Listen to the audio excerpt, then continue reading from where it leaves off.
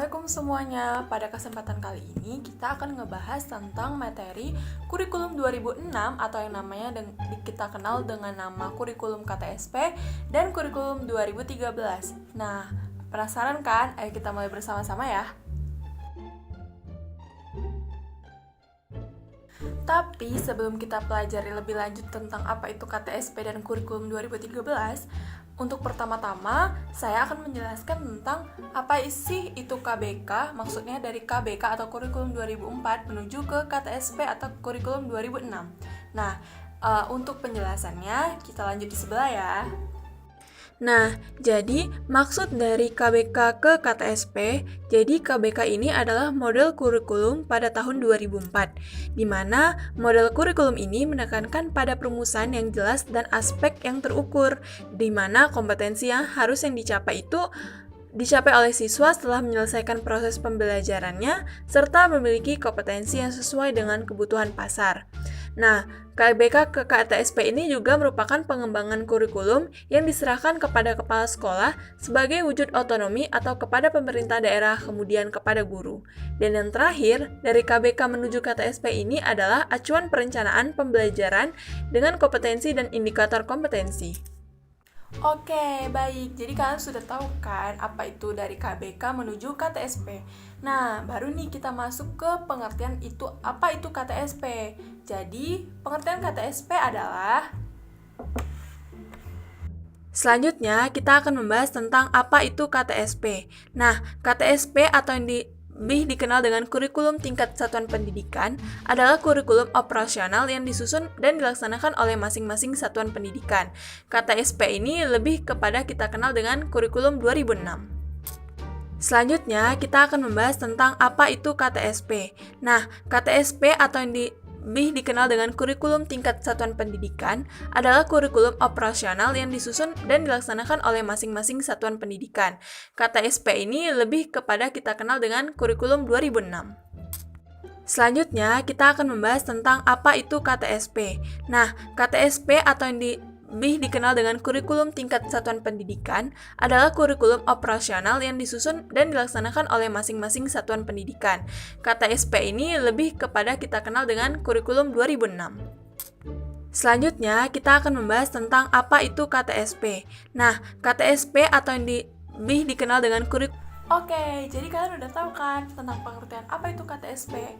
Nah, selanjutnya saya akan ngejelasin nih apa itu landasan-landasan dari kurikulum KTSP. Nah, jadi landasan-landasan dari kurikulum KTSP adalah selanjutnya, kita akan membahas tentang apa sih landasan-landasan dari kurikulum tingkat satuan pendidikan. Yang pertama ialah Undang-Undang Nomor 20 Tahun 2003 tentang Sistem Pendidikan Nasional. Yang kedua, Peraturan Pemerintah Nomor 19 Tahun 2005 tentang Standar Nasional Pendidikan. Yang ketiga, Peraturan Menteri Pendidikan Nasional Nomor 22 Tahun 2006 tentang Standar Isi. Dan yang terakhir, Peraturan Menteri Pendidikan Nasional Nomor 23 Tahun 2006 tentang kompetensi lulusan. Selanjutnya, kita akan membahas tentang komponen-komponen dari KTSP. Yang pertama ialah memiliki visi, misi, dan tujuan pendidikan tingkat satuan pendidikan. Terdapat struktur dan muatan kurikulum tingkat satuan pendidikan. Yang terakhir ialah kalender pendidikan bersifat silabus. Nah, setelah kalian tahu tentang komponen-komponen KTSP, selanjutnya saya akan menjelaskan tentang apa itu visi dari satuan pendidikan. Jadi, visi dari satuan pendidikan adalah kita akan membahas tentang visi dari satuan pendidikan nih. Yang pertama ialah berorientasi ke depan. Yang kedua, dikembangkan bersama oleh seluruh warga. Yang ketiga, merupakan perpaduan antara langkah strategis dan sesuatu yang dicita-citakan. Yang keempat ialah dinyatakan dalam kalimat yang padat dan bermakna.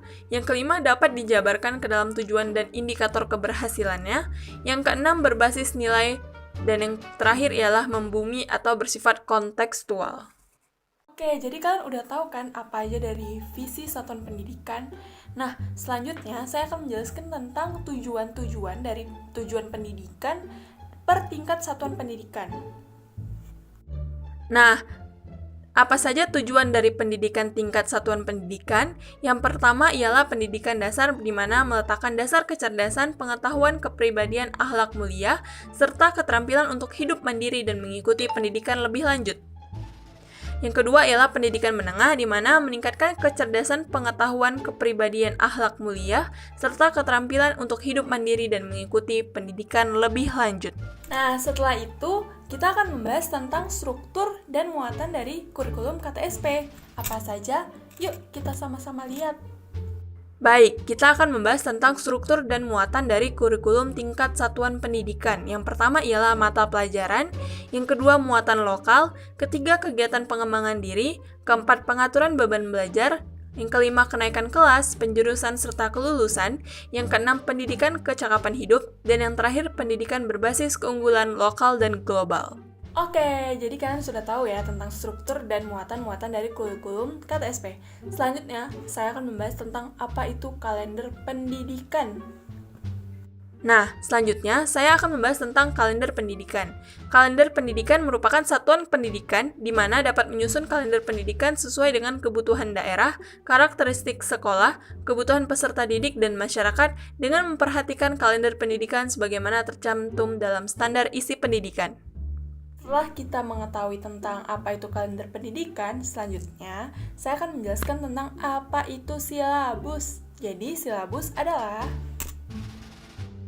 mengenai silabus adalah rencana pembelajaran pada suatu data atau kelompok mata pelajaran ataupun tema tertentu yang mencakup standar kompetensi, kompetensi dasar, materi pokok, ataupun materi pembelajaran, indikator, penilaian, alokasi waktu, dan sumber bahan atau alat belajar.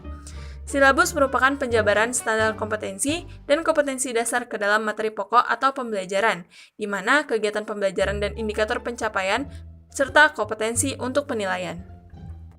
Baik, sekarang kita akan membahas tentang keunggulan kurikulum 2013. Yang pertama, kurikulum 2013 menggunakan pendekatan yang bersifat alamiah atau kontekstual, di mana karena berangkat, berfokus, dan bermuara pada hakikat peserta didik untuk mengembangkan berbagai kompetensi sesuai dengan potensinya masing-masing.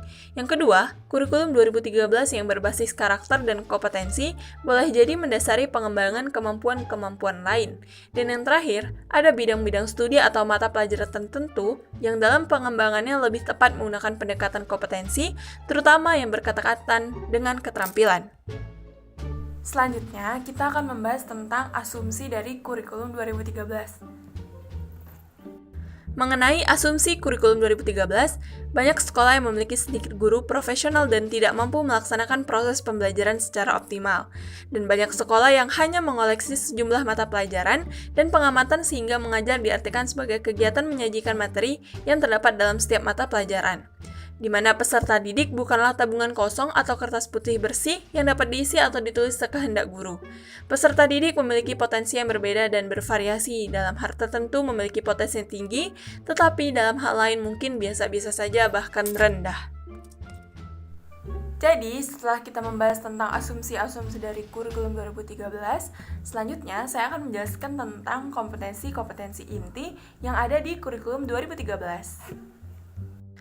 Berbicara mengenai kompetensi inti merupakan operasionalisasi SKL dalam bentuk kualitas yang harus dimiliki oleh peserta didik yang telah menyelesaikan pendidikan pada satuan pendidikan tertentu, yang menggambarkan kompetensi utama yang dikelompokkan ke dalam aspek sikap, keterampilan, dan pengetahuan yang harus dipelajari peserta didik untuk suatu jenjang sekolah, kelas, dan mata pelajaran.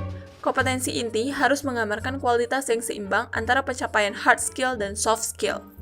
Selanjutnya, saya akan menjelaskan tentang silabus dan rencana pembelajaran yang ada di kurikulum 2013.